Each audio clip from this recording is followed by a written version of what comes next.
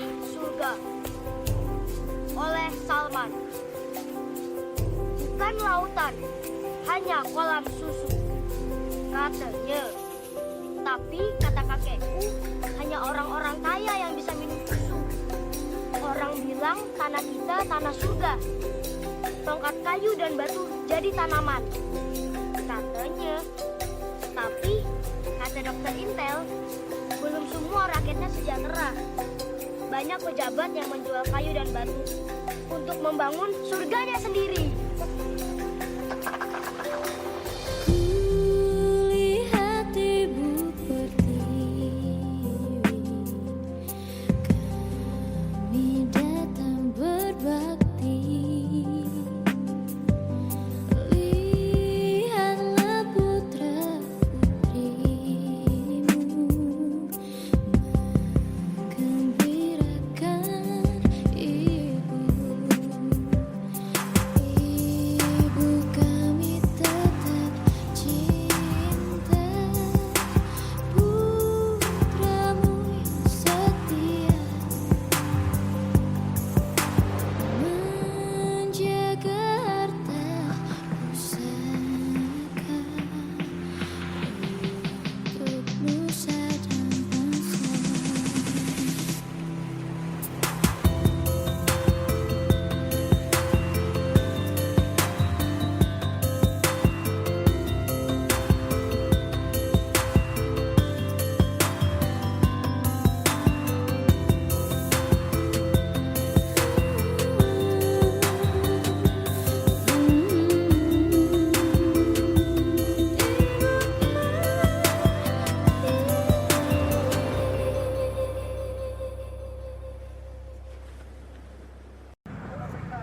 Iya itu tadi guys, lagu dari Alfi Rev dan bersama Ratih yang nyanyi, DJ-nya si Alfi.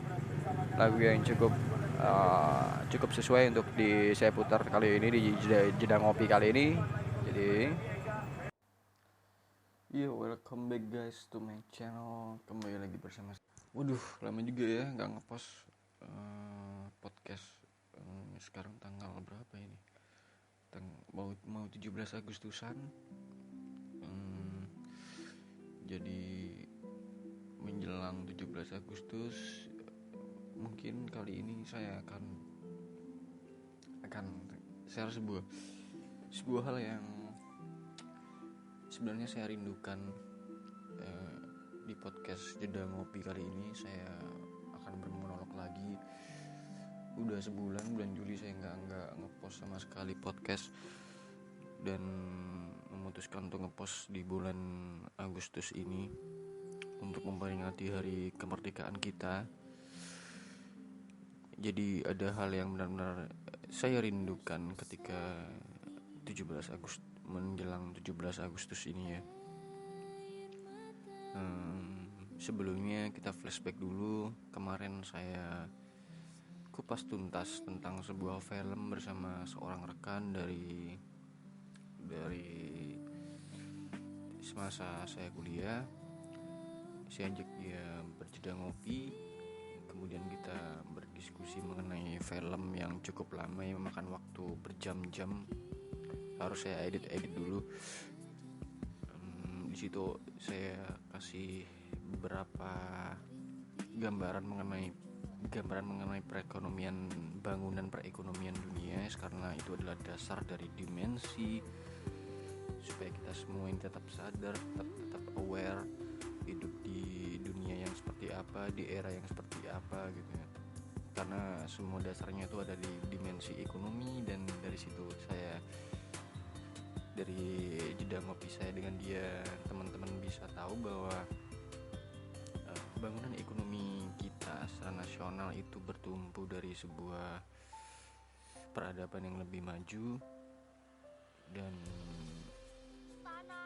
ada beberapa tragedi di masa lalu, ada pengorbanan juga.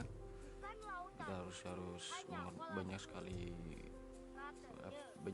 korban ya di masa lalu, baru bangunan ekonomi nasional kita menjadi baik. Kemudian saya sharekan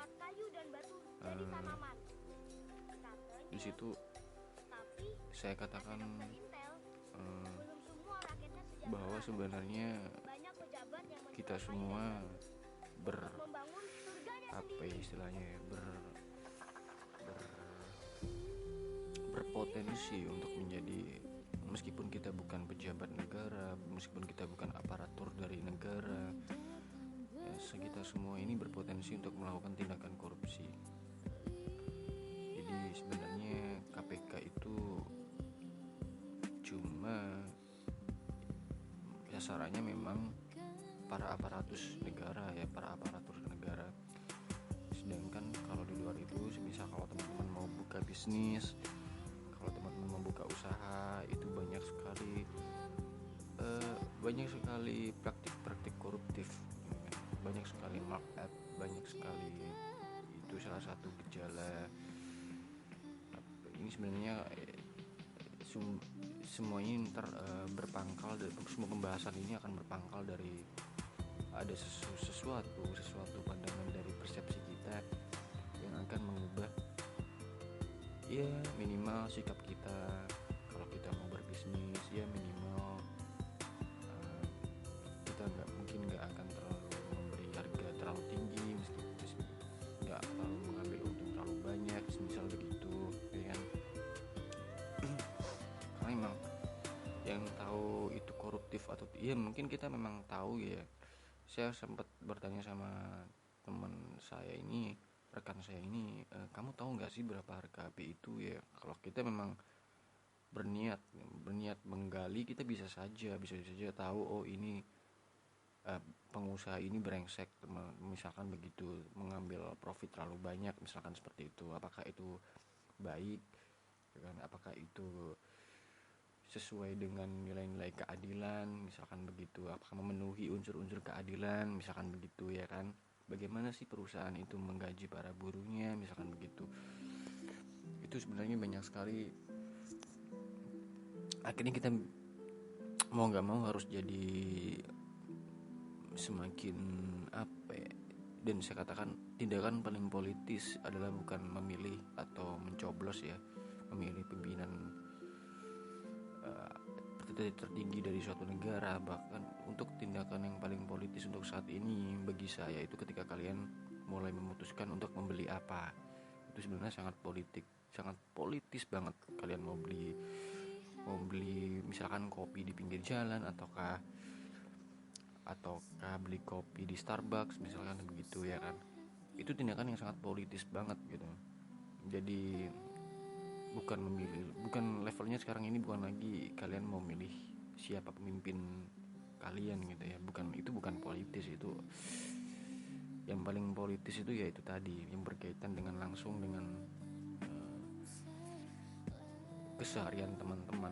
Tindakan politis teman-teman tuh berulang-ulang setiap hari akan seperti itu. Jadi dan saya katakan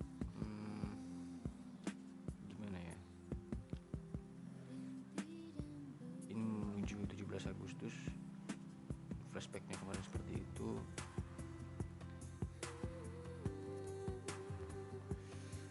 Tindakan paling politis adalah kita pandai-pandai memilih untuk membeli apa. Ya saya tidak melarang teman-teman untuk ke Starbucks ya, atau ke mall, itu saya tidak melarang. Tapi ya mungkin ya disesuaikan dengan dompet teman-teman gitu loh. Ya apa ya, kalau misalkan dompet kalian mampu ya mungkin ya nggak sering-sering amat gitu loh, lebih sering-sering lah kalian menghidupkan sektor-sektor ekonomi informal gitu loh. Jadi ada kebijaksanaan. Jadi tujuan dari jeda ngopi yang flashback jeda ngopi yang lalu itu ada kebijaksanaan dari diri kita. Oh sebenarnya rezeki yang kita dapatkan hari ini itu sebenarnya ada tanggung jawab gitu, ada tanggung jawab untuk kalau misalkan semakin banyak rezeki yang kita dapatkan tuh ada tanggung jawab bagaimana kita membagikan rezeki kita kepada orang yang benar-benar membutuhkan, misalkan begitu ya. Karena gini guys, karena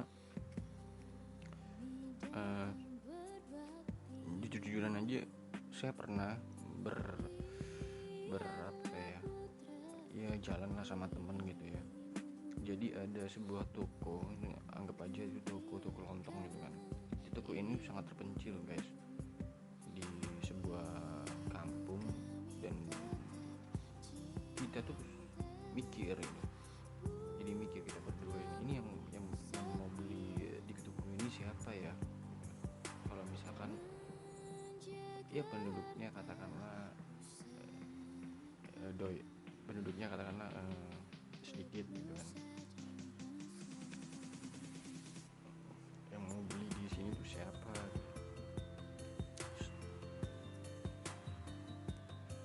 Apalagi tokonya itu mungkin udah, ya bukan toko lah, itu warung ya, warungnya udah benar-benar hancur gitu kan.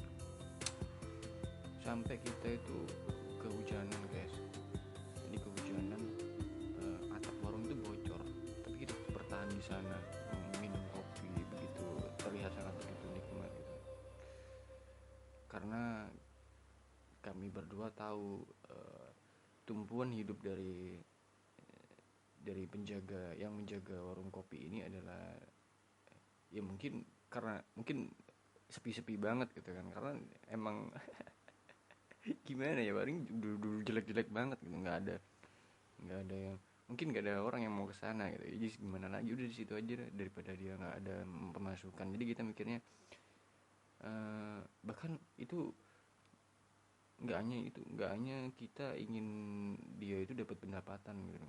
Kita niatnya emang beli gitu, niatnya emang kadang apa ya, pengen berbagi gitu aja, meskipun ya ingin rezeki berlebih ya ingin berbagi, niatnya gitu aja. Terus ketika itu dan dibalas guys, saya kan driver ya, saya utarakan di podcast sebelumnya, saya kan driver di Gojek gitu kan. Jadi ada customer, dia itu pesan layanan GoRide gitu kan. Ini malam-malam guys, jadi dia naik mobil, terus turun dari mobil. Saya tahu dia naik mobil, turun dari mobil, terus mas tolong antar ke situ ya, deket banget guys, deket banget gitu kan. Anjir, rumahnya deket banget ya, coba berapa, nggak sampai 1 kilo mungkin ya.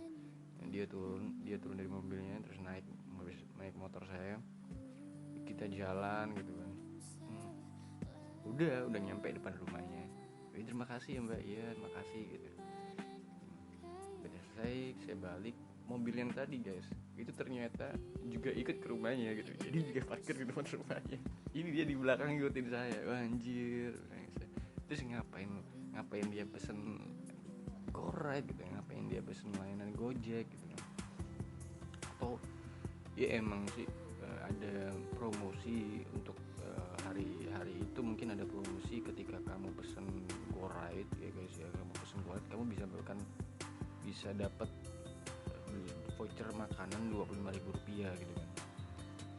Ya masa kayak gitu sih. Jadi ya saya nggak akan mikirnya ke sana. Memang dia ini emang niatnya ya aku sentuhan aja sih, dia niatnya memang bantuin saya gitu, bantuin biar rezeki driver yang lain, ya nggak hanya saya sih, kebetulan saya yang dapat, rezeki driver yang lain bisa dapat order di seperti itu. Jadi pembahasan podcast sebelumnya udah dibahas, sekarang bahas podcast kali ini saya katakan semua ini nanti akan bermuara kepada sikap kita, kebijaksanaan kita, dan tindakan paling politis. Sebenarnya itu bukan lagi mencoblos dia presiden atau wakil presiden apa, it's not like that man. Tapi sehari-hari kalian itu akan menggunakan rezeki yang kalian dapatkan untuk apa. Itulah tindakan paling politis di era zaman now guys, era zaman now.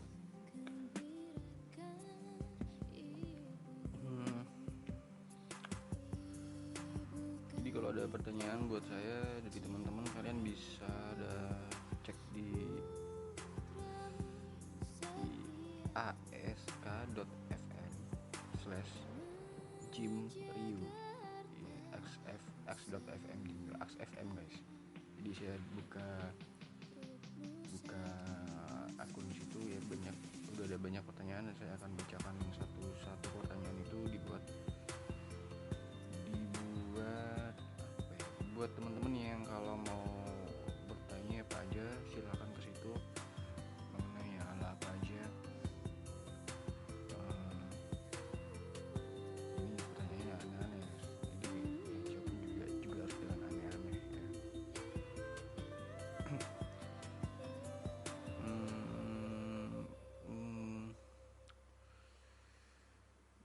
Oke, ini ada yang saya akan cek yang berkaitan dengan podcast saya sebelumnya ya, untuk flashback podcast yang sebelumnya. Kita semua ini berpotensi untuk menjadi seorang koruptor, meskipun kita tidak akan pernah didatangi oleh KPK gitu kan. Kita semua ini berpotensi untuk menjadi seorang manipulator gitu kan. Gak hanya koruptor, bahkan manipulator.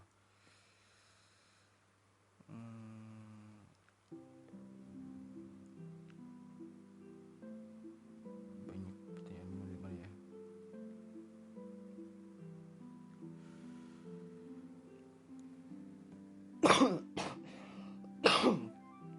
Menuju ini pertanyaan nanti aja ya, kita sebelum menuju ke ini di podcast kali ini. Seharusnya kan janji saya di podcast sebelumnya itu saya akan membicarakan tentang hal yang berkaitan dengan kenapa aplikator menerapkan 20% mengambil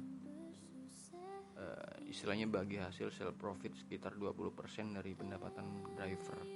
Sebenarnya itu yang akan saya bahas di podcast kali ini, tapi karena apa ya, karena nggak mungkin untuk podcast kali ini, karena ini adalah podcast karena akan mendekati 17 Agustus. Mungkin itu di podcast selanjutnya saya kasih gambaran dulu kenapa kok 20%. Kalian tahu kan bahwa pemerintah itu dalam APBN itu pembagian share-nya, pembagian share anggaran itu sebagian besar juga 20%. Jadi istilahnya kita kan partner, jadi kita tuh seperti pemerintah, jadi kita bagikan 20% untuk edukasi, sebenarnya seperti itu. Cuma itu tidak tepat karena tidak ada transparansi dari perusahaan kepada para drivernya. Itu boleh saja ngambil 90% nggak masalah, pokoknya ada transparansi itu nggak masalah. Kalau saya sih nggak masalah guys, mau kamu 90% ngambil uang kita nggak masalah, 100% pun saya kasihkan, pokoknya kamu transparan gitu loh. Jadi saya nggak dapat apa-apa gitu. Yang penting ikhlas guys. Kalau urusannya mau transparan nggak masalah gitu. 35%, 40% persenan itu nggak masalah, berapa persen, pokoknya asalkan syarat utamanya itu kalian transparan. Jadi perusahaan transparan. Kalau itu transparan silahkan, monggo saja mau ngambil berapa persen gitu. Dan kalian akan mengalami ketika kalian transparan, sebenarnya ketika sebuah perusahaan itu transparan, perusahaan itu akan mengalami yang namanya kalau mereka melakukan kesalahan itu akan malu guys, akan malu sendiri. Kita nggak perlu repot-repot teriak-teriak demo, nggak perlu, karena mereka akan dipantau oleh publik dan akan seperti kalau di Surabaya itu bahasanya raine glintek guys. Raine gue glintek, malu-maluin.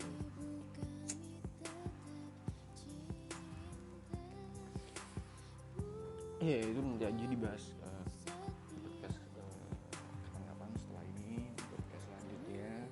Tapi kali ini karena udah bulan kemarin saya nggak share podcast, jadi podcast kali ini saya ingin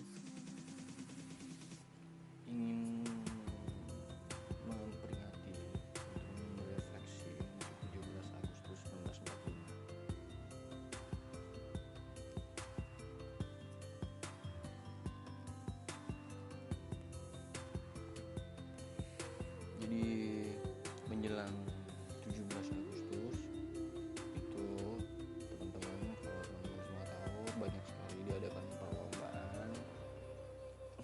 bahkan di istana sendiri Pak Presiden Jokowi melakukan perlombaan juga, bahkan lomba makan kerupuk gitu kan.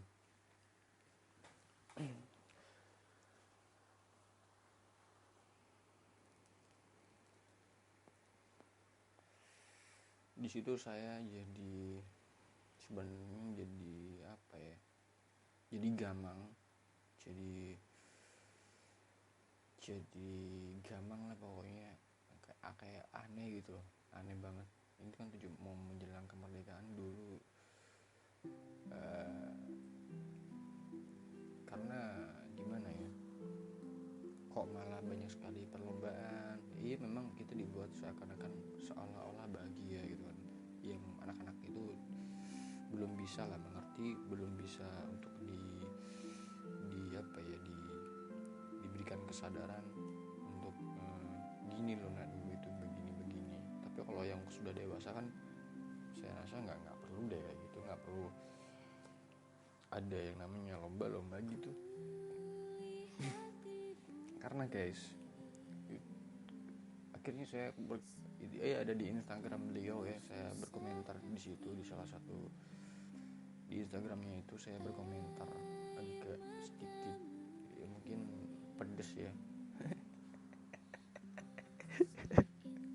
Karena guys, lomba itu adalah representasi dari yang namanya kompetisi. Jadi kalian tahu kompetisi kan? Jadi ada yang namanya jadi itu biasanya dipakai oleh para pebisnis. Kita harus apa istilahnya ya?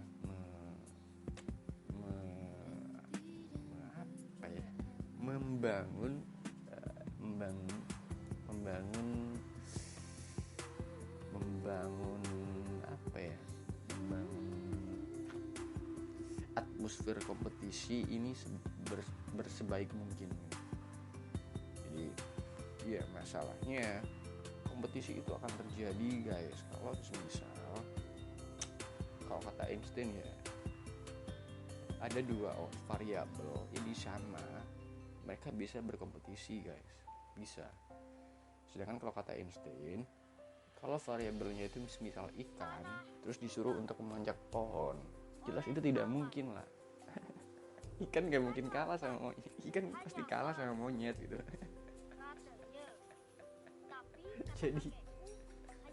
jadi saya bilang di komentar itu, iya itu namanya kompetisi itu dimanapun itu absurd gitu loh. Karena emang variabelnya beda, nggak ada yang sama di dunia ini tuh, nggak ada yang sama, bahkan satu orang itu berbeda. Jadi kompetisi yang kalian adakan, misalkan tuh lomba makan kerupuk, ini malah kompetisi yang absurd dua kali ya. Jadi absurdnya plus gitu kan. Pusing banget anjay. Aduh pusing cuy. Gimana ini? Absurd cuy. Aduh. Jadinya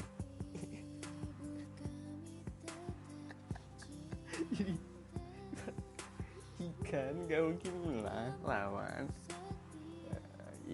ngelawan monyet menjat pohon, nggak mungkin menang pak gitu loh ya. Terus saya ingatkan di situ, maaf apakah dulu teman-teman itu berkompetisi dalam perebutkan kemerdekaan, apakah berkompetisi untuk mendapatkan gelar yang paling berjasa ya? Tidak. Kalau kita mau flashback ke zaman dahulu, kalau ini kan berkaitan dengan kemerdekaan ya guys, apakah yang semestinya dilakukan di menjelang 17 kemerdekaan 17 Agustus itu, apakah yang mesti dilakukan? Saya akan flashback. Ada hal yang saya rindukan. Di awal podcast ini saya katakan ada hal yang saya rindukan, karena terus terang benar-benar saya rindukan, karena saya sempat apa ya, berair mata gitu, mata saya berkaca-kaca, karena saya memang membacakan buku, sebuah buku. Itu bukunya itu tebel banget gitu kan, tebel banget. Judulnya itu Di Bawah Bendera Revolusi. Jadi saya mau jadikan itu audiobook karena rekaman sosok di dalam buku ini itu untuk saat ini saya nggak tahu rekamannya itu belum pernah saya dengarkan di, seharusnya itu ada di museum sih, saya rasa sih itu seharusnya rekaman itu ada gitu. Karena di dalam buku ini itu isinya pidato-pidato, dan itu seharusnya pidato-pidato ini semuanya itu direkam gitu. Jadi saya pengen bikin pada saat itu kira-kira 7 tahun atau 6 tahun yang lalu ya. Pokoknya saya pengen teman-teman difabel ini juga bisa mendengarkan isi buku ini gitu.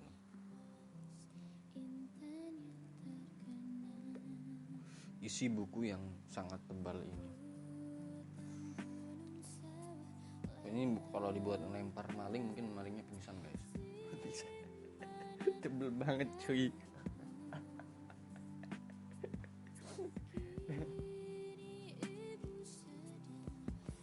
Akhirnya saya membacakan ini, saya merekamnya, saya taruh di blog, dan blog itu sekarang saya nonaktifkan. Mohon maaf. Jadi nggak bisa didengarkan ke teman-teman yang ya teman-teman difabel, mungkin yang buta, apa ya, bukan buta sih, yang nggak bisa ngelihat ya, cuma bisa mendengarkan.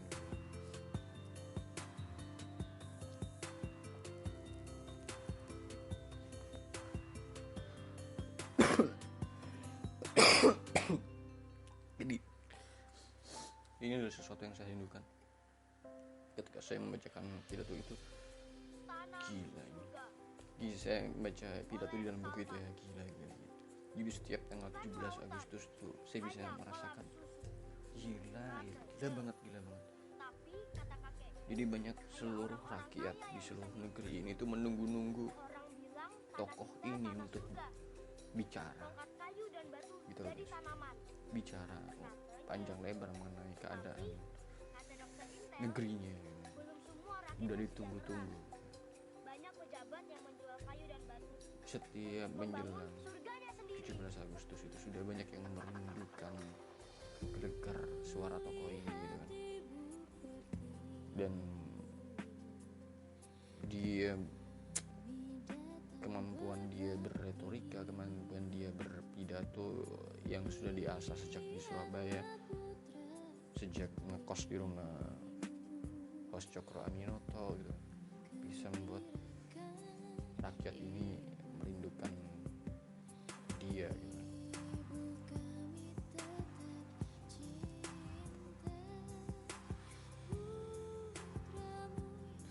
Tapi sekarang kita sudah kehilangan sosok tokoh ini.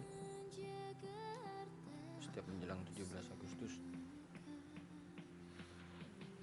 ketika mungkin ini yang menyebabkan kita disintegrasi karena tidak ada tokoh seperti beliau yang pandai berretorika, yang pandai mencerdaskan. Maksudnya bukan mencerdaskan, bukan merasa dia akan cerdas, bukan seperti itu, tapi dengan gaya pidatonya yang tetap rendah, yang tetap humble, yang tetap rendah hati, tapi bisa saya sebut itu mengedukasi ya.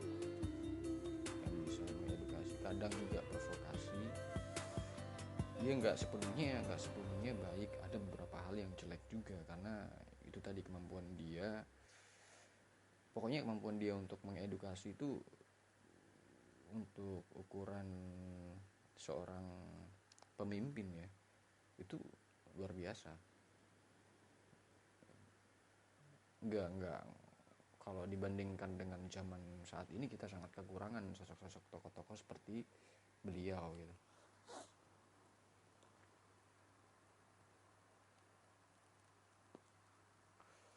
Sosok yang bisa mempersatukan semua, baik dari kalangan rakyat jelata sampai kelas kaum berpunya, itu menjadi cair, menjadi satu, menjadi nasionalismenya itu menjadi tinggi banget gitu, karena ada usaha dari pemimpinnya untuk share terbuka gitu kan, dengan bahasa yang sederhana, humble. Terus kadang juga dia sering menggunakan bahasa Belanda sih, itu agak susah dimengerti orangnya oleh teman-teman, mungkin oleh rakyat-rakyat yang belum mengenyam pendidikan, mungkin udah agak sulit, yang belum mengenyam pendidikan Belanda mungkin agak sulit dimengerti ya. Tapi usaha dia untuk menggunakan untuk mengedukasi, menggunakan media yang ada pada saat itu untuk mengedukasi rakyatnya, itu udah luar biasa gitu kan. Harus kita acungi jempol, terbuka sekali, sehingga saya bisa merasakan atmosfer kehangatan di masa lalu. Ketika saya membaca buku yang tebal itu, saya bisa merasakan ketika saya mencoba berempati dengan beliau, berempati dengan rakyat pada saat kala itu, saya bisa merasakan, anjir, zaman dulu gini banget ya. Jadi serasa hangat banget gitu, serasa hangat gitu. Kesannya tuh hangat gitu, keinginan untuk berjuang bersama itu benar-benar tinggi gitu. Nggak seperti sekarang ya, kita sesuai profesionalitas kamu apa ya di situ gitu. Tapi tidak ada keterbukaan, tidak ada share, tidak ada usaha untuk bisa bersatu gitu kan. Sudah saling eksklusif gitu ya. Tapi kalau dulu tuh benar-benar kerasa pemimpinnya inklusif gitu, karena dia mau mengedukasi, mau dengan bahasa yang humble, atau kan ya iya memang sih ada bahasa Belandanya sih, agak sok intelektual dikit, tapi kan usaha dia untuk terbuka itu kan udah bagus banget. Apalagi dengan seni berpidato, ada seninya, cara dia berpidato, ada anjir itu. Sampai saya terbawa ke atmosfer masa lalu. Ini orang kalau ngomong gila banget guys, gila banget. Kalau itu misalkan rekaman itu diputar, rekaman beliau ketika berpidato itu diputar, mungkin kita akan merasakan atmosfernya benar-benar guys. Ada pencerdasannya, ada sejarah di sana, ada sejarah masa lalu yang benar. Itu seperti gimana ya, kalau kalian pernah dengar pidato Steve Jobs gitu kan, walaupun Steve Jobs ini ngomong pakai bahasa Inggris, tapi pidatonya tuh ngena banget guys. Ya saya kasih contoh pidato yang paling yang membuat saya itu paling terinspirasi, yang membuat saya itu sampai berapa istilahnya, berdengung, beresonansi. Misalkan satunya adalah pidato Steve Jobs, kemudian yang kedua pidato Martin Luther King, terus yang ketiga itu pidato Bung Karno. Ini yang ketiga ini saya dengarkan, anjir, kalau misalkan didengarkan, tapi yang bisa didengarkan tuh cuma dua, Martin Luther King sama si Steve Jobs ini. Kayaknya saya belum bisa. Kalau Bung Karno ini mungkin ada rekamannya, mungkin bisa beresonansi juga sih gitu. Jadi itu yang saya rindukan. Jadinya sebuah negara itu itu kan pasca kemerdekaan ya guys ya. Jadi sebuah negara itu seluruh rakyatnya itu mempunyai arah. Jadi mau kemana? Karena ada ini seperti pidato beliau ini seperti pertanggungjawaban per tahunnya, setiap tahunnya gitu. Setiap tahun ini mau apa, mau ini mau apa. Jadi sangat terarah. Oh begini. Nah, jadi ini buat rakyat tidak hanya teredukasi, mereka juga memiliki semangat untuk semangat yang menggebu-gebu gitu, untuk tujuan nasional yang telah beliau utarakan pada setiap kemerdekaan.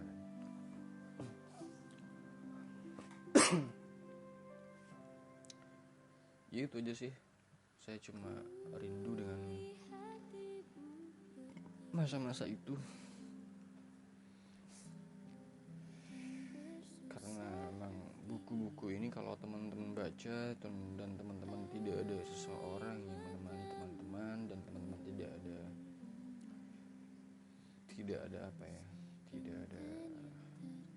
circle ya dari teman-teman untuk saling share, berkontemplasi, itu bahaya juga. Mending teman-teman dengerin podcast saya, teman-teman bisa sharing dengan saya berkontemplasi dengan saya, atau mungkin bisa kapan-kapan podcast bareng gitu. Kita bahas buku-buku yang agak-agak yang jarang diangkat di media, buku-buku yang aneh-aneh, toko-toko yang lama tidak pernah kita ziarahi.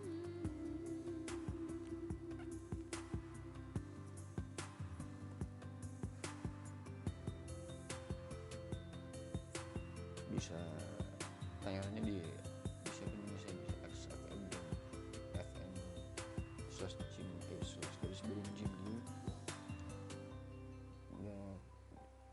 Ada juga Tanah Surga oleh Salman. iya, setiap itu saya yang merindukan itu Kan ya. lautan, Wah, besok ini Bung Karno hanya bakal kolam susu. berpidato ini. Katanya, Apa ya pidatonya tapi gitu? kata kakek, Seru kali ya. hanya orang-orang kaya yang bisa Anjir. Orang bilang Luar biasa. tanah kita tanah surga. Tongkat kayu dan batu jadi tanaman. Katanya. Tapi Terus kata dokter Intel, belum semua rakyatnya jadi sejahtera. Banyak pejabat yang menjual kayu ya dan itu batu hal yang saya rindukan untuk membangun surganya di sendiri. 17 Agustus ini. Jadi Lihat ibu pergi, terus yang datang berbakti. saya ucapkan selamat buat teman-teman semua, selamat merayakan kemerdekaan.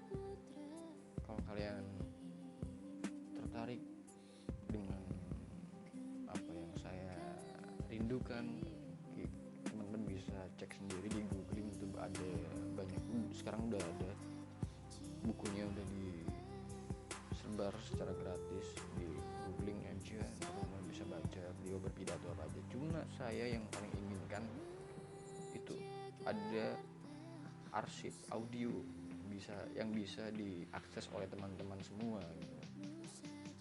Anjir, teman-teman bisa ngerasain sendiri atmosfernya, teman-teman bisa ngerasain sendiri gitu. Edukasi yang teman-teman dapatkan, kebijaksanaan yang teman-teman dapatkan itu bisa lebih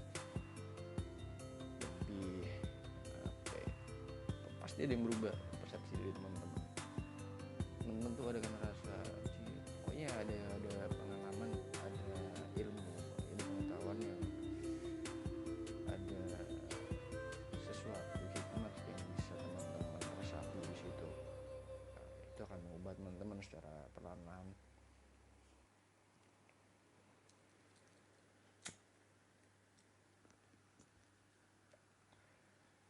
Itu aja sih, saya rindu arsip audio. Semoga itu memang ada dan tidak dimusnahkan.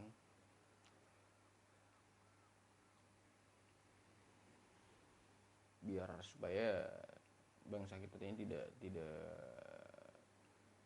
teralienasi, tidak seperti mengambang, tidak berarah entah mau kemana gitu. Saya ingatkan di podcast sebelumnya, dari mana kata republik itu teman-teman gitu. Terus yang kedua, karena emang founding father kita emang akses untuk ke sana emang diminimalisir, sehingga kita tidak memiliki kesadaran, awareness, sampai akhirnya saya harus saya buka dengan membahas tentang ekonomi, dengan pengakuan dari seorang economic hitman gitu. Jadi kalian bisa tahu bangunan ekonomi kita.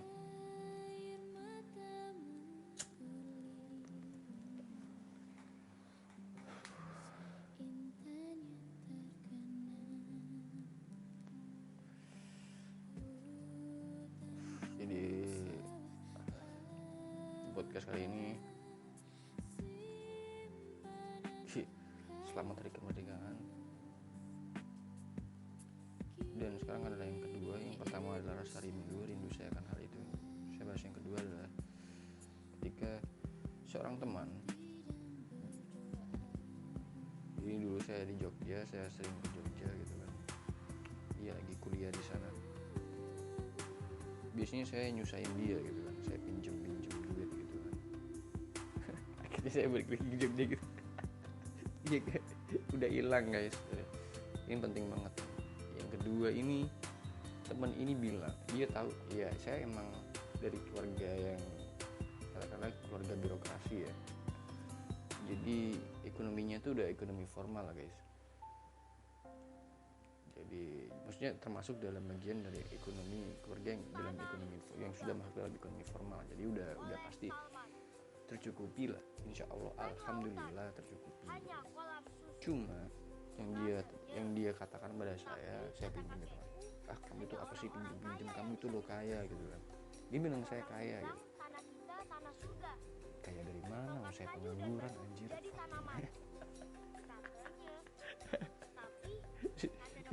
Seharusnya saya mau ini hal yang kedua di podcast kali ini saya akan bahas itu. Saya pengen ngomong ke dia, bukan saya yang kaya, tapi kita ini kaya guys. Kita ini kaya banget. Kita ini hidup di Indonesia. Jadi nggak ada yang miskin loh. Semua itu kaya. Cuma kita, saya ngomongnya sebenarnya bukan saya. Seharusnya kita loh. Kita emang kaya gitu. Kita ini hidup di sini. Coba. Kalau di Belanda mungkin ya miskin ya miskin gitu, kaya dan miskin udah nggak ada pertautan gitu kan.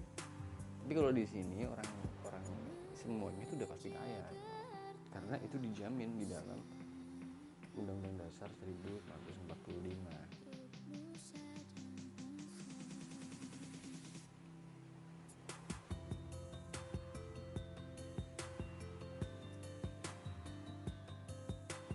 Kekayaan alam kita gitu kan.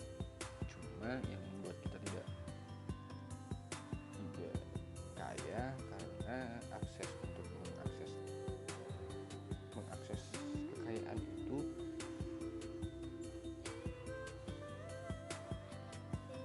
tidak ada gitu. Sebenarnya kita sangat kaya, cuma karena akses itu dikompetisikan, dimanipulasi sedemikian rupa sehingga seolah-olah yang miskin itu emang miskin. Ya enggak, padahal yang miskin itu juga kaya. Karena sebelum Indonesia ini merdeka, para founding father kita ini bersepakat bahwa tidak hanya soal keyakinan, tidak hanya soal untuk soal kekayaan, semua kekayaan yang ada di negeri kita ini sebenarnya adalah milik kita. Jadi dari bumi, air, laut gitu. Itu sebenarnya adalah milik kita, digunakan, diolah untuk sebesar kemakmuran kita. Cuma karena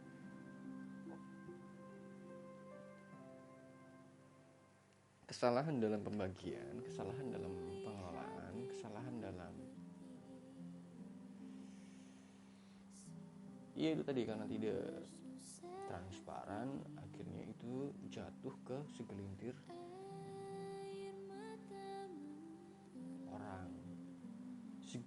orang yang punya akses ke sana.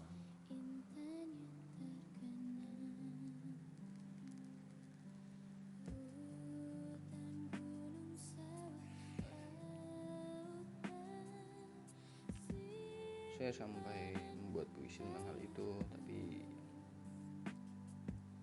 tidak saya share di sini.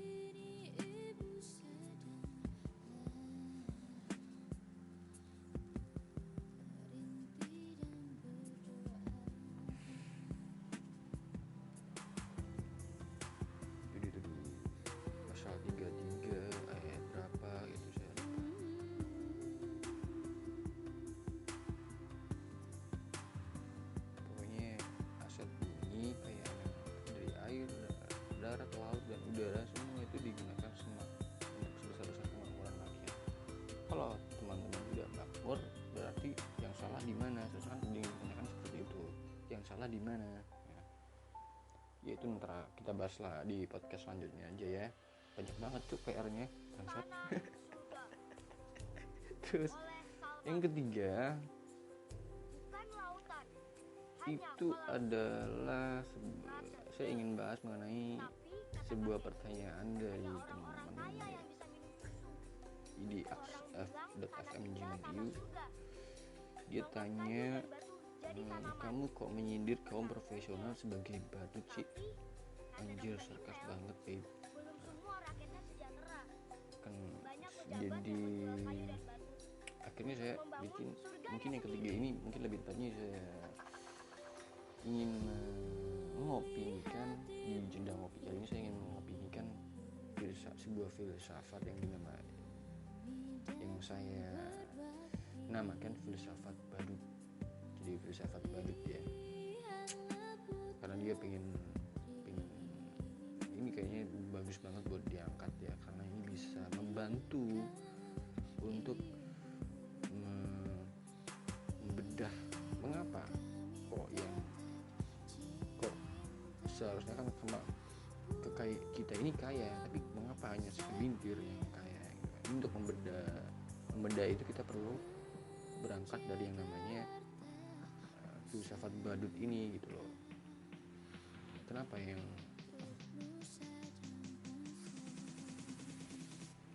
kok cuma hanya segelintir? Karena memang akses ke sana itu emang dikompetisikan gitu. Karena emang diseleksi, harus ada seleksi di situ untuk hanya ada seseorang yang bisa mengakses hal itu gitu. Kalau semuanya mengakses tempat untuk zaman dulu kan mungkin kesannya akan, kalau semua bisa mengakses, kesannya itu akan apa ya, anarkis guys. Itu kan jelek banget gitu, anarkis. Biar nggak anarkis ya harus ada beberapa yang harus memang ada yang dipilih untuk supaya tidak anarkis, dan pembagian itu tetap itu, tapi sayangnya itu tidak transparan dan akhirnya pembagian itu tidak profesional gitu. Akhirnya digunakan untuk kepentingan misalkan dinasti dia sendiri kan, itu kan jadi susah banget gitu. Oke, saya jawab di sini, kenapa kamu menyindir kaum profesional sebagai badut? Ya memang begitu kenyataannya ya, karena nilai kerja teman profesional misalkan seperti RG misalkan ya, dia kan dosen, dia profesor, ngajar gitu kan, ngajar. Jadi memang saya bedakan di podcast sebelumnya bahwa aparatus ideologis negara itu memang di sana mereka tuh tidak ada aktivitas produksi komoditi gitu ya, karena memang dia kan kalau misalkan profesional dan lain sebagainya udah ngomong jasa, itu tidak ada proses produksi komoditi, hanya sekedar transfer edukasi. Ini misalkan dalam lokus akademikus ya, dalam lokus dosen. Jadi dosen tuh hanya mengedukasi kan tidak ada produksi komoditi gitu kan, cuma ngajar. Apa bedanya dengan saya ngomong di podcast ini gitu kan? Saya kan juga bermaksud untuk edukasi gitu kan, cuma saya kan tidak dibayar gitu kan, dengan seperti itu. Malah yang berjamburan adalah manusia yang Spartan, arogan, karakter sudah bosi, toksik pula. Jadi karakternya itu bosi, akhirnya terus toksik. Karena kalau mereka tahu bahwa mereka digaji itu dari pajak, dari hutang, kalau misalkan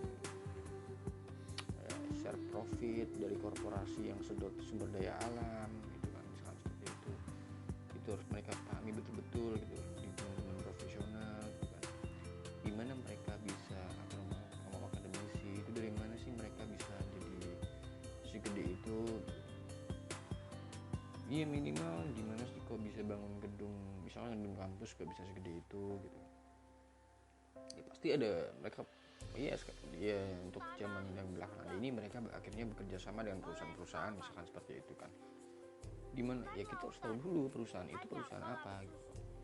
kalau perusahaan itu adalah perusahaan yang berkaitan dengan Kata kakekku, hanya sumber orang daya alam, kaya yang bisa ya itu milik rakyat Indonesia kan sebenarnya Orang kan. bilang tanah Kalau itu kita berkaitan tanah surga. dengan sumber perusahaan, Tongkat kayu dan batu jadi tanaman. misalkan komunikasi gitu, misalkan Telkomsel, ya itu kan juga berkaitan Kata kok, dokter Intel, kekayaan udara gitu. belum semua rakyatnya sejahtera.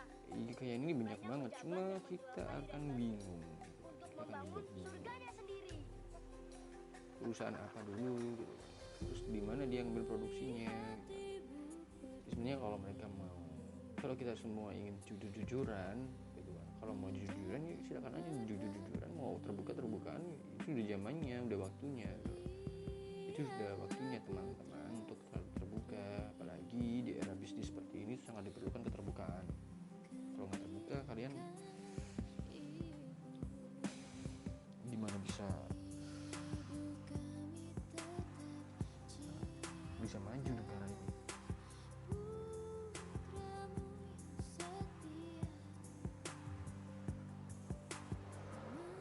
Kalau perusahaan swasta gimana kak? Perusahaan swasta aja ya, perusahaan swasta gimana ya? Iya, perusahaan swasta kalau temen kayak ke kampus-kampus swasta gimana ya? Kampus swasta kan iya, pasti dosennya dari mana? Itu kan dari murid-muridnya gitu, dari mahasiswa-mahasiswanya gitu. Iya, dari mahasiswa-mahasiswanya. Terus kamu lihat mahasiswanya kerja di mana gitu. Maksudnya orang duit mahasiswanya ini orang tuanya kerja di mana? Kamu lihat dulu gitu. Di perusahaan mana? Kan bisa diteliti semua satu persatu. Gak mungkin dong orang kuliah itu berusaha dia orang tuanya ya saya nggak ngomongnya bidik misi ya. Bidik misi mungkin ada yang ditolong, misalkan kayak yang kemarin anaknya tukang becak, akhirnya dia dapat bidik misi sampai kuliah ke Inggris, katanya Sri Mulyani di salah satu Instagram beliau. Itu kan hanya satu orang gitu loh, satu orang di antara berjuta-juta orang yang tidak seberuntung dia gitu kan. Jadi kita tuh, saya ini di sini di Jeda Ngopi saya ini buat teman-teman yang nggak seberuntung itu biar tetap bisa sadar gitu loh, biar tetap bisa nggak tergam. Mungkin Bu Sri Mulyani mungkin memberikan kita semacam opium gitu kan, buat kita itu ini loh, anak tukang becak aja bisa, masa kamu nggak bisa gitu kan. Iya, itu kan satu dari sekian juta gitu, yang berjuta-juta, beratus-ratus, ya ini gimana gitu. Apa mungkin semuanya seperti itu? Kan enggak kan, teman-teman kan harus tetap sadar gitu. Itu cuma apa ya? Ya kita, ya alhamdulillah ada yang lolos, cuma ya teman-teman harus sadar gitu. Jangan dibuat jangan di PHP, kan lebih baik seperti itu. Jangan diberi harapan yang palsu gitu. Kalau memang kalau teman-teman yang lain yang lebih banyak ini tidak seberuntung itu, iya katakanlah gitu loh. Nggak usah memberi harapan palsu, biar kita tuh semuanya tetap sadar, nggak terombang-ambing dalam ketidakpastian. Tapi walaupun tidak pasti, yang penting kita tetap sadar dan tetap berjuang.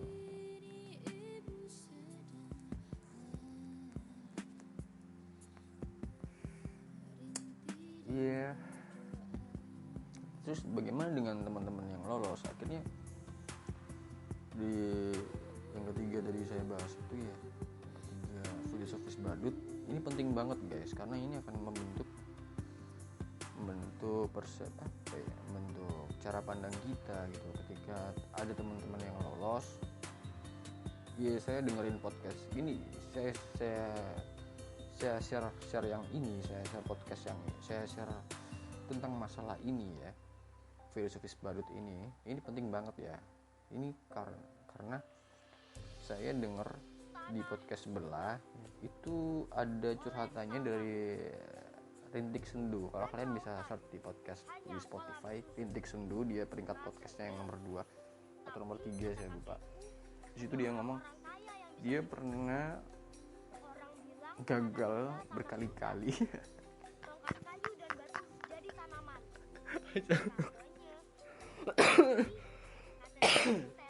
Gitu dia utarain di dalam podcastnya itu dia gagal berkali-kali untuk lolos untuk membangun dari kompetisi seleksi perguruan untuk masuk ke perguruan tinggi gitu kan. Saya ketawa aja.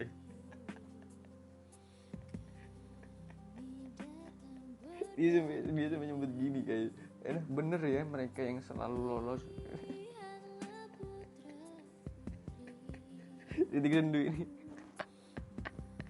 dia coba daftar di sini, ikut tes gak lolos, tes ini gak lolos, tes di sini gak lolos, akhirnya dia nulis buku.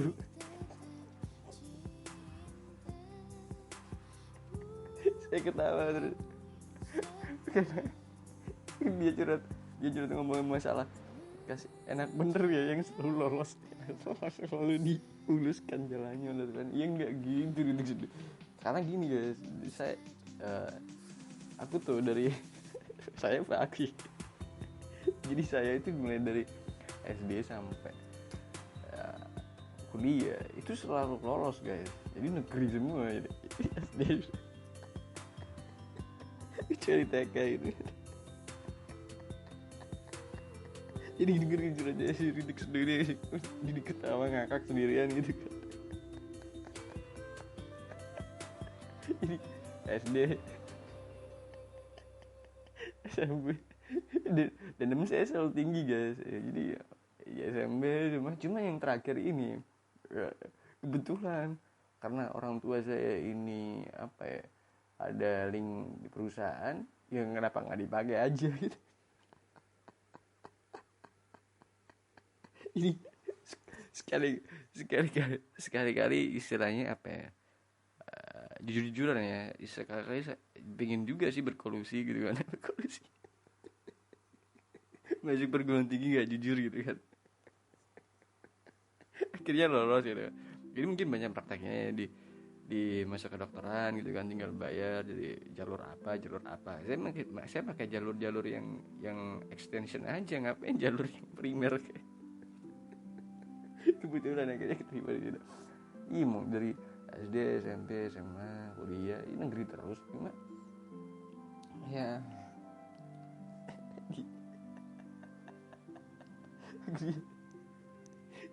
hijau enak bener yang mesti lolos gitu.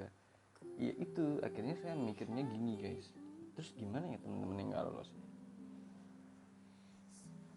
jadi gimana gitu. Dan jumlahnya sudah pasti dipastikan akan lebih banyak dari jumlah yang lolos gitu kan. Lalu jadi kalau teman-teman sekarang ada yang mungkin sampai dileskan oleh orang tuanya gitu kan, sampai belajar begitu rajin, ya Rintik sendiri salah satunya, tapi dia nggak lolos, kasian banget gitu kan.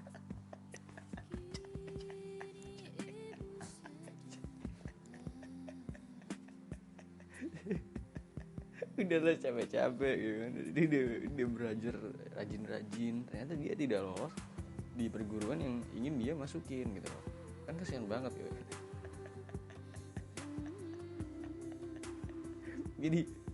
Jadi filosofi Badut itu dimulai dari, mungkin lebih tepatnya dimulai dari podcast dia dulu. Kalau teman-teman tertarik silakan datang ke podcast dia dari Rintik Sendu gitu. Saya lupa judul podcastnya yang mana, yang jelas dia itu lagi jadi bete banget, jadi jengkel banget dengan teman-teman yang kenapa sih yang selalu ada yang jalannya selalu dimuluskan. Kok jadi ketawa saya di situ. Jadi ya mengenai dengan podcast si Rintik Sendu, akhirnya saya akan bacakan puisi karena dia benar-benar sastrawi banget ya, suaranya aja bikin lepak-lepak ya. Jadi Rintik Sendu ini aku bacakan puisi untukmu ya, semoga kamu di dalam ruangan podcastmu di sebelah bisa mendengarkannya dengan baik. Berkaitan dengan filsafat badut kali ini, saya akan buka dengan sebuah puisi yang berjudul ini puisi saya tulis pada tahun 2013, lebih tepatnya di bulan Juli, berjudul Tes Semprul. Gak jelas, saya ulang lagi ya. tes semprul. Semprul guys, semprul ya, semprul. Tahu semprul nggak? Semprul itu apa ya? Pokoknya gitulah. Tes semprul. Tahun ini di antara 600.000 pelajar membayar 200.000 rupiah ikuti tes bersama masuk PTN. Total 120 miliar rupiah duit terkumpul. Dapur manakah yang bisa dipastikan mengepul?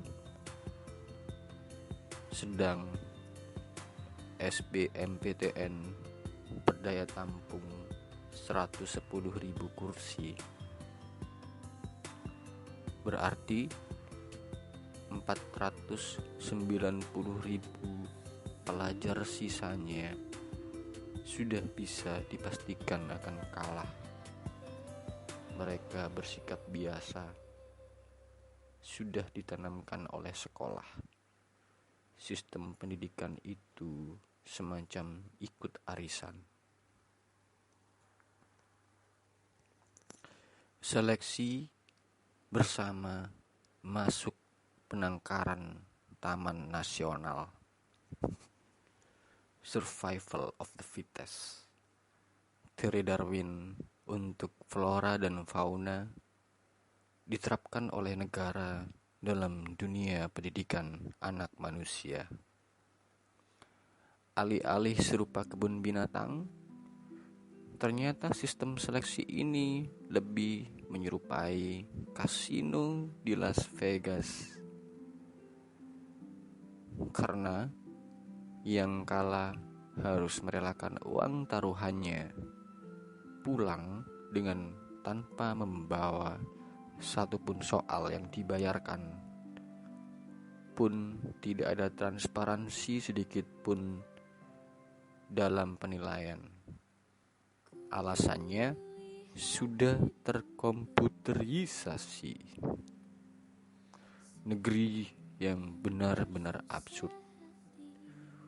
Bubuhi pula kertas ujian dengan cap rahasia negara. Padahal cuma soal-soal semprul yang pernah ada di bumi Indonesia mungkin. Pantas saja negeri ini karakter pemimpinnya absurd dan pendidikan sekedar jadi batu loncatan untuk calon-calon para koruptor yang baru. Untuk calon-calon atau mantan-mantan atau dari dinasti yang lama. Bila tak percaya, coba jawab sendiri salah satu contoh soalnya berikut ini. Kalau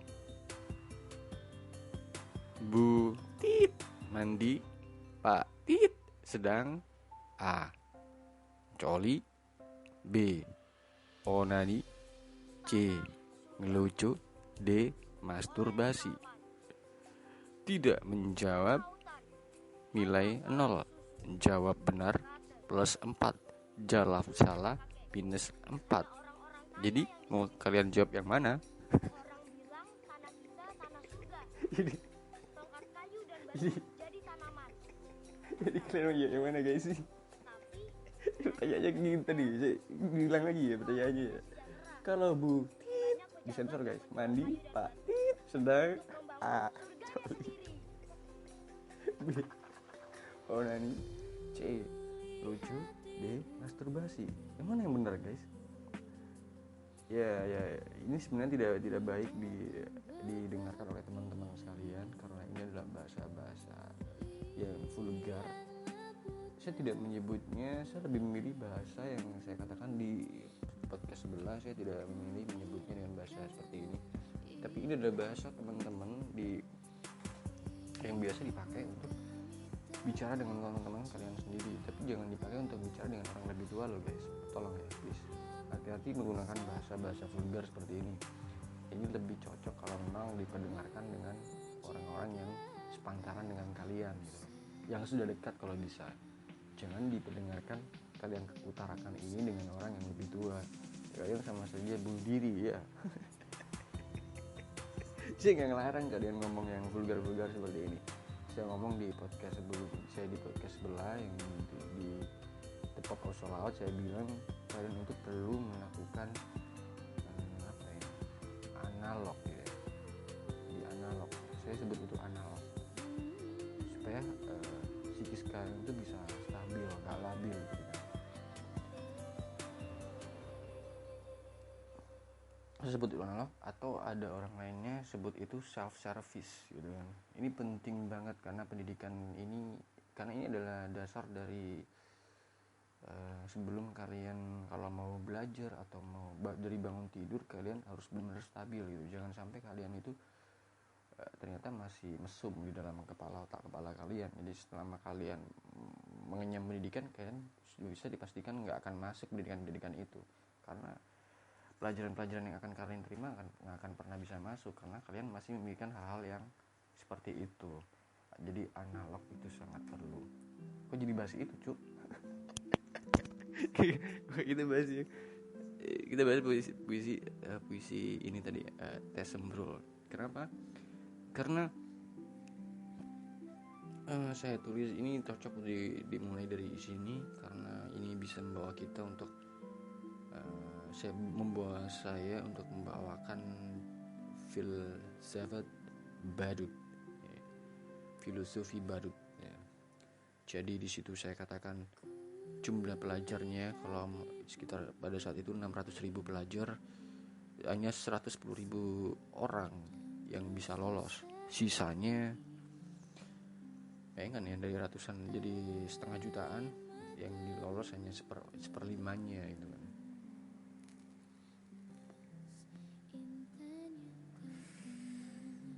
Jadi, dan kenapa kalian akhirnya harus les, harus masuk di dalam perguruan tinggi yang benar-benar capable, yang benar-benar bergengsi gitu. Rintik Sendu kecewa dengan hal itu semua gitu kan. Rintik Sendu akhirnya di podcast sebelah Rintik Sendu stres gitu kan. Rintik Sendu curhat gitu. Enak betul yang selalu mulus jalan hidupnya, selalu diterima gitu kan. Yang berkeluh kesah seperti itu. Iya, enggak gitu amat sih. Itu cuma saya katakan di puisi ini itu seperti judi.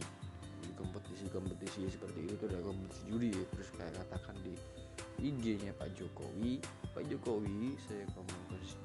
saya ngomong di situ, Pak Jokowi, ikan itu nggak mungkin menang melawan monyet gitu kan.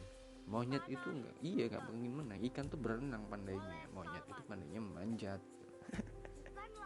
Itu cuma gambaran gitu loh. Kompetisi yang absurd. Dan sedangkan kita sekarang memasuki zaman dimana dunia ini itu memiliki banyak sekali keahlian yang mungkin tidak hanya itu aja sebenarnya. Katakan oleh, saya sudah katakan ke teman saya Ucup ini,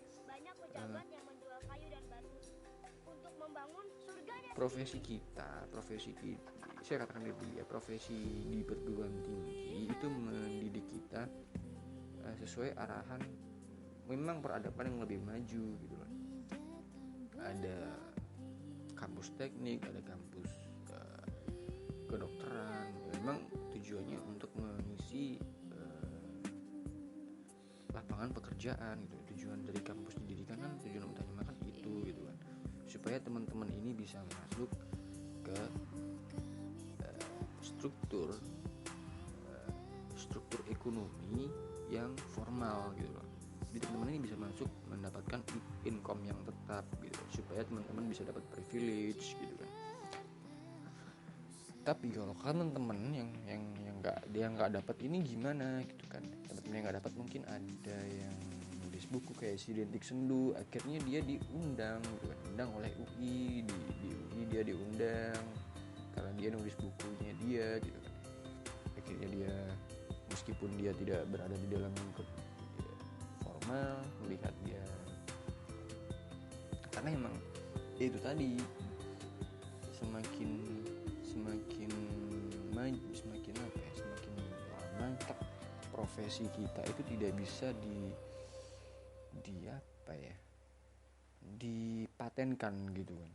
Mungkin ada ini seperti fenomena di mana di Finlandia itu SKS itu sudah mengambil banyak sekali pelajaran dari berbagai lintas disiplin ilmu gitu. Misalkan seperti itu ya. Jadi tidak hanya misalkan kalau kampus teknik, misalkan tempat saya kuliah dulu kampus teknik ini SKS-nya ada Mektek, mekanika teknik, misalkan seperti itu. Kemudian yang kedua ada atau mekanika rekayasa atau ya pokoknya yang berbau teknik gitu kan. Dan tidak ada hubungannya dengan misalkan sosial gitu kan. Enggak, kalau di Finlandia itu guys, jadi ilmu-ilmu ini suatu universitas, di universitas itu mahasiswanya ini tidak ada lagi yang namanya jurusan ini psikologi atau ini khusus ilmu psikologi ini gini. Yang kita itu semua mahasiswanya itu dibebaskan untuk memilih mau ngambil pelajaran apa, mata kuliah apa gitu. Nanti mata kuliahnya itu tidak hanya teknik saja, itu tidak berkaitan dengan teknik saja, tapi juga misalkan dia ingin mengkolaborasikannya dengan pengetahuan misalkan antropologi misalkan, kan bisa aja gitu kan, dari antropologi digabungkan dengan teknik, apakah hubungannya. Biasanya Rocky Gerung yang ngomong kayak gini, biasanya dia ngomong antara arsitektur dan teknologi. Jadi sebenarnya ini kalau si Steve Jobs ngomong itu namanya connecting the dots. Jadi saya buka yang di podcast sebelumnya dengan lagu antar dimensi, itu sebenarnya dimensi ini saling berhubungan gitu. Jadi sebenarnya connecting the dot itu penting banget filosofis ini. Dan ini sebelum masuk ke filosofis padut ya. Jadi connecting the dot itu penting banget supaya teman-teman tidak kalau kata Rocky Gerung itu terkungkum di dalam tempurung teman kalian sendiri, seperti kata dalam tempurung misalnya seperti itu. Jadi sebenarnya ilmu ini sangat luas dan kalian bisa kolaborasikan antara satu dengan lainnya. Ini bukan tidak seperti yang kita sebut cocok logi loh ya. Saya nggak bermaksud untuk mengarahkan ini ke cocok logi, tapi lebih tepatnya itu connecting the dot. Jadi ada satu ilmu dengan ilmu lainnya itu saling berhubungan. Jadi efek ini akan berefek terhadap ini. Jadi pemahaman teman-teman itu akan sangat luas gitu kan. Jadi ilmu yang teman-teman disiplinkan saat ini itu tidak relevan. Itu sebenarnya sudah terlalu, kalau misalkan dihabiskan untuk 4 tahun itu terlalu lama. Itu sehari mungkin udah cukup. Satu mata kuliah sehari itu udah cukup. Kita tuh butuh banyak sekali pembelajaran. Iya guys, bayangkan ya, satu mata kuliah itu selama setengah tahun, gila aja. Kapan teman-teman bisa maju? Sekarang ini masalahnya teman-teman tuh harus bisa mempelajari banyak bisa mengconnecting dot kan itu semua gitu. Jadi perlu banyak sekali referensi, jadi harus lahap-lahap untuk membaca pengetahuan gitu. Bahkan filsafat ya entah apapun itu, ataupun psikologi, itu penting banget supaya teman-teman nggak jadi manusia yang hanya satu dimensi gitu lah, tapi benar-benar multidimensi, benar-benar memiliki kesadaran lebih gitu. Tidak hanya satu itu dulu aja, jadi itu aja. Karena memang tujuan dari negara demokrasi, tujuan dari republik ya itu tadi. Dan saya katakan kuliah itu terlalu kecil, kampus itu masih terlalu kolot, masih terlalu ketinggalan zaman bagi saya. Itu nggak cukup untuk memuaskan hasrat intelektual saya gitu, nggak cukup. Sedangkan di YouTube saya bisa dengerin ya banyak banget pengetahuan yang misalkan saya sering dengerin ceramah di masjid, di suatu masjid di Jogja gitu kan, kayak ceramahnya Pak Faiz terus siapa gitu ya. Iya, biasa ceramah filsafat, terus ada ceramah Rocky Gerung, banyak sekali tokoh-tokoh yang bisa kita ambil gitu. Bahkan saya bisa dengerin dengerin pidato dari Martin Luther King, misalkan saya bisa dengerin pidato Steve Jobs, itu kan keren-keren banget guys. Itu kuliah itu nggak itu terlalu apa ya, terlalu sempit, terlalu kecil, nggak cukup gitu buat hasrat pengetahuan. Saat saya ingin menyerap ilmu pengetahuan itu nggak cukup, itu terlalu kecil. Akhirnya saya harus belajar buku-buku kiri, misalkan saya jadi dari Marxist.org, pakai Marxisnya di belakangnya jangan lupa S-nya ya, Marxist.org, jadi jamak ya guys, bukan satu. Jadi banyak tokoh-tokoh gitu. Sebenarnya pengetahuan ini itu tidak bisa diajarkan dengan apa ya, kalau kita masuk ke kampus gitu kan, kita akan diajarkan satu mata kuliah, dan mata kuliah itu sangat tertutup gitu. Jadi tidak ada sejarahnya, tidak ada connecting dotnya sampai ke akar lampau. Sebenarnya itu perlu ada connecting the dotnya. Ini pengetahuan ini dari mana? Dari tokoh siapa? Dia ambil referensi tokoh siapa? Dimulai dari mana? Jadi teman-teman bisa melihat ilmu pengetahuan itu bukan sebuah skema atau bagan yang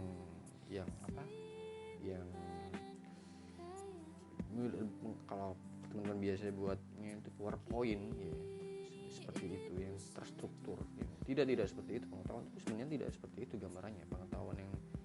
Ilmu pengetahuan mata kuliah apapun itu sebenarnya itu lebih menyerupai akar pohon. Jadi di situ ada peran tokoh. Di setiap satu teori itu ada peran tokoh. Jadi itu mungkin kekurangan dari apa ya, kenapa kalau teman-teman akhirnya kenapa teknokrat itu harus benar teknokrat. Jadi nggak tahu dia asal usul teori ini dari ini. Dia cuma diajarin rumus, dan rumus itu harus dia paham, tapi dia nggak tahu siapa tokoh di baliknya, kenapa membuat rumus ini gitu kan gitu. Terpengaruh dengan filsuf siapa, dengan matematika siapa, itu kan nggak ada. Jadi ya ada berapa, cuma ada yang nggak terlalu detail. Misalkan detail itu dalam artian kehidupan dia seperti apa, kehidupan keluarganya gitu. Mungkin yang disebutkan tokoh ini dari tahun ini gitu. Tapi kita tidak diajak,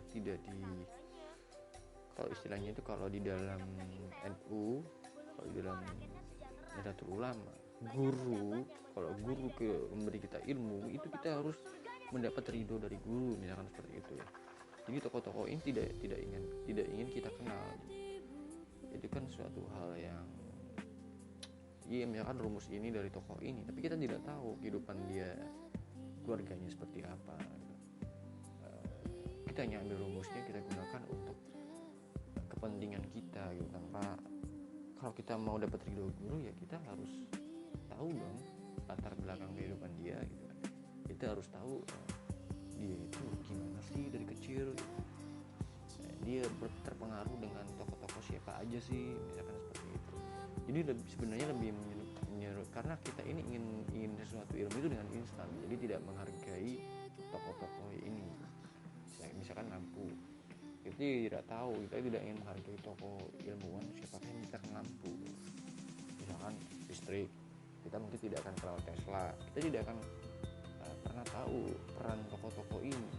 Jadi kita ini seperti teralienasi, jadi kesannya kita tinggal pakai ilmunya, tapi kita tidak memiliki pengetahuan siapakah orang-orang di baliknya.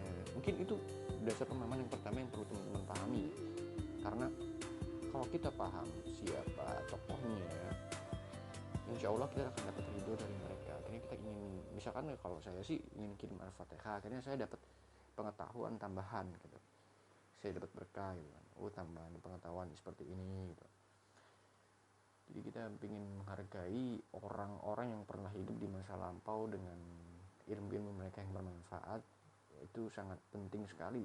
Itu juga cukup bagus untuk menekan radikalisme loh guys, supaya teman-teman ini tidak terlalu superior dengan misalkan dalam isu agama gitu, tidak terlalu tidak terlalu eksklusif, tidak terlalu arogan dengan agamanya gitu. Jadi ada rasa malu sedikit gitu. Jadi iya, filsafat badut dimulai dari connecting the dot, dari pidato masa lalu. Banyak banget ya ini ya. Kalau saya katakan, kamu masih kampus terlalu kecil. Kita ini di zaman dimana semua ilmu itu dibutuhkan untuk saling berefleksi di dalam diri kita. Semua ilmu itu sangat diperlukan untuk membuat kita semakin wise, semakin cerdas, semakin paham, semakin sadar. Yang penting tuh paham, awareness tuh yang paling penting dari semuanya itu aware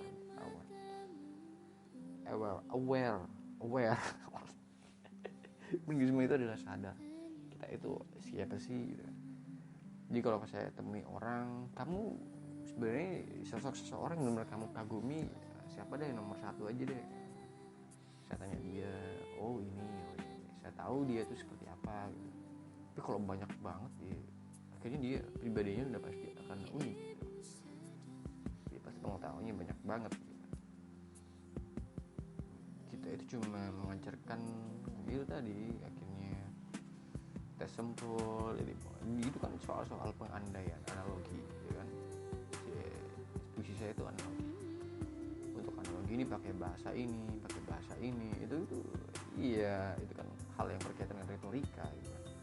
Itu nggak seberapa penting amat, nggak seberapa filosofis kalau kita terjebak di hal seperti itu gitu.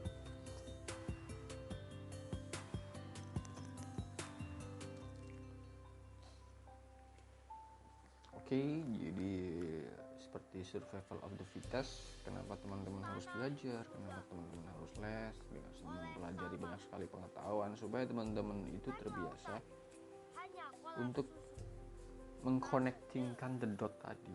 Karena zaman sekarang itu perlu itu guys, perlu keahlian untuk bisa bertransformasi dari satu sisi ke sisi lain supaya kita ini bisa adaptif, jadi gampang beradaptif dan gampang beradaptasi. Kalau nggak gitu akan nggak fleksibel, dari kita kan kaku gitu. Pikiran kita kaku, persepsi kita kaku gitu. Itu nggak baik buat menghadapi kemajuan zaman gitu, karena zaman akan semakin berubah. Kedepannya zaman akan semakin berubah, banyak sekali kemajuan. Sedangkan yang di luar sana sudah mulai mengconnectingkan dot. Di Finlandia sana sudah mulai pendidikannya sudah mulai ini kan klasik banget pendidikan di Indonesia ini kan, udah klasik banget. Mendidik manusia untuk jadi buruh gitu, jadi tenaga ahli kan, walaupun dia seahli-ahlinya dia gitu. Tapi akhirnya dia nanti ketika berada di lingkup pekerjaan, dia akan belajar semua hal. Ketika dia di lapangan, dia akan mengconnecting dotkan itu, tapi mau nggak mau.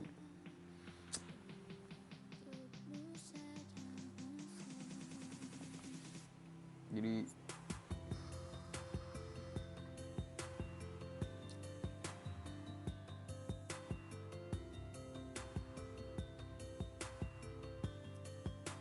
tujuan sisanya ya, terus bagaimana dengan nasib 490.000 siswa yang lain gitu.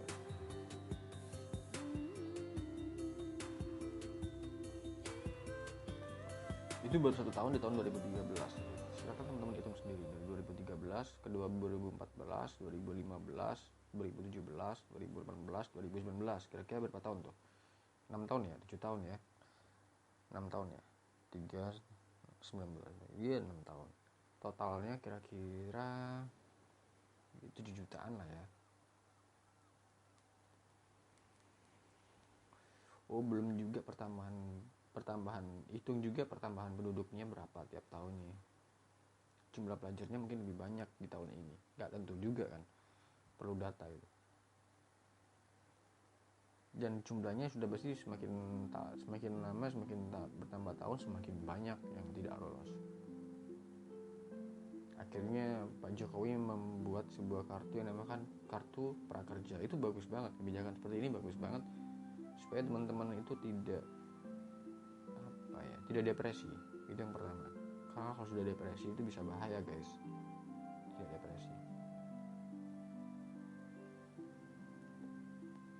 karena emang lingkup pekerjaannya di masa depan kita tidak benar-benar tahu apa lapangan pekerjaan yang dibutuhkan di masa depan tuh apa, kita benar-benar tidak tahu. Ini akan saling saya podcast jeda kopi kali ini tanpa kopi anjir, gimana nih ya jadinya.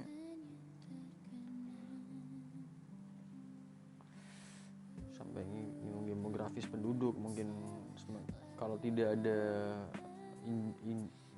himbauan KB, ini tanggung jawab di pemerintahan selanjutnya akan semakin lama semakin berat gitu.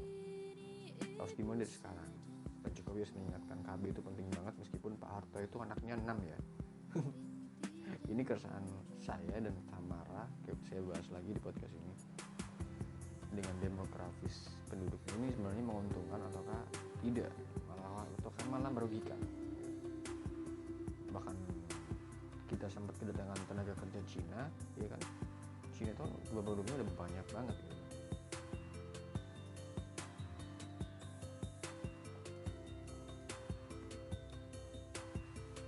Jadi kesadaran ini harus benar-benar dipelihara. Kalau teman-teman mau punya anak berapa harus dipikir matang-matang, jangan sampai anak. Karena setiap anak yang terlahir itu sebenarnya adalah tanggung jawab negara. Sebenarnya itu tanggung jawab negara guys, bukan tanggung jawab. Kalau misal orang tuanya tidak bertanggung jawab gitu. Tapi kata kakekku, hanya orang-orang kaya yang bisa minum susu. Orang bilang tanah kita tanah surga. Tongkat kayu dan batu jadi tanaman. Ya sebenarnya tanggung jawab negara sih. Kata dokter Intel, belum semua rakyatnya sejahtera. Dan negara ini siapa? Dia bisa saja berupa orang tua, bisa berupa Untuk membangun kalau anak yatim surganya piatu sendiri. ya yang belum nikah mungkin ya kan. Nggak hanya presiden gitu.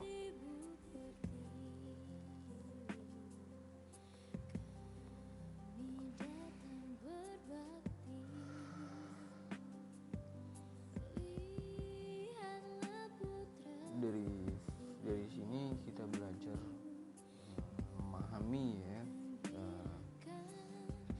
buat teman-teman yang lolos gitu, kalian, saya dulu pernah ngerasa kayak gitu saya lolos iya, terus apa ya, diberi kemudahan mungkin akan diberi kemudahan dalam hal akses gitu, itu yang pertama. Yang kedua, kalian harus fokus gimana caranya supaya yang tidak lolos ini merasakan kegembiraan seperti apa yang kalian rasakan gitu loh. Jadi tujuannya, karena emang tujuannya yang lolos ini untuk gimana untuk mempermudah, untuk memperbaiki kualitas pekerjaan. Gimana sebuah negara itu tujuan utamanya adalah meningkatkan kebahagiaan intensitas penduduknya, meningkatkan kebahagiaan mayoritas penduduknya, kan gitu kan negara ada kan. Maksudnya yang aparatur ada kan karena tujuan utamanya kan itu sebagai badut gitu. Karena mereka emang udah tercukupi guys secara ekonomi gitu. Paham nggak maksud saya? Jadi kalau yang di luar ekonomi itu kan mereka sudah masuk dalam ekonomi formal. Terus yang di ekonomi informal ini gimana? Ya itu tugas dari yang masuk untuk menjadi badut, untuk menggembirakan yang di luar gitu, yang tidak masuk di dalam gitu. Karena memang mereka sudah katakanlah mapan gitu. Katakanlah mereka sudah tercukupi.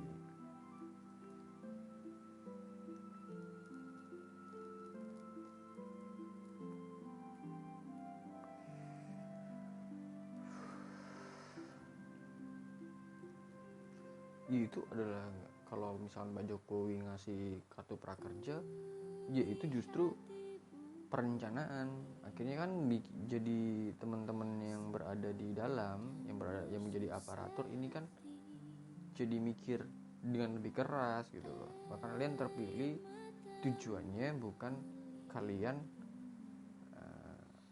kalian terpilih berada di ekonomi formal, tujuannya bukan ya mungkin untuk pekerjaan yang formal sekedar itu aja, tapi yang sudah jadi pejabatnya ini maksud saya guys, yang sudah jadi petingginya ini yang memiliki kewajiban untuk memikirkan yang tidak berada di lingkungan mereka gitu.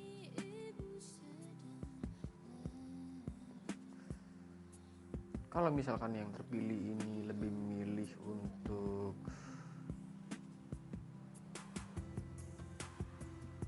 berpassion ya, maksudnya berhasrat untuk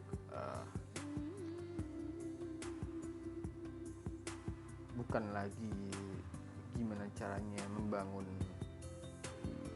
kalau dalam hal ekonomi itu gimana caranya membangun ekonomi informal, tapi mereka berpassion ingin mengakumulasikan kapital yang mereka miliki sebesar-besar mungkin.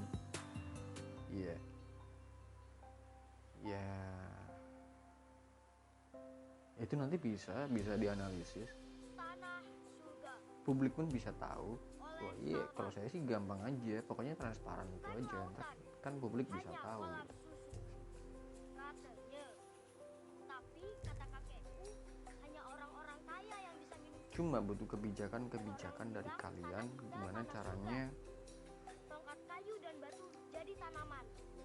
tingkat kebahagiaan yang tidak sebahagia maksudnya tingkat kebahagiaan yang tidak gimana ya, Banyak pejabat tingkat ekonomi misalkan ya, membangun yang tidak sendiri. semapan kalian yang di luar itu bisa terangkat gitu.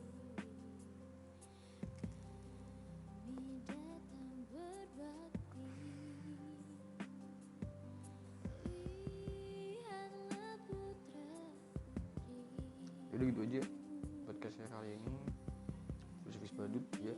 Itu tadi yang terpilih itu sebenarnya harusnya jadi badut juga, harusnya sih, tapi ya itu kan terserah mereka juga mau jadi badut apa enggak.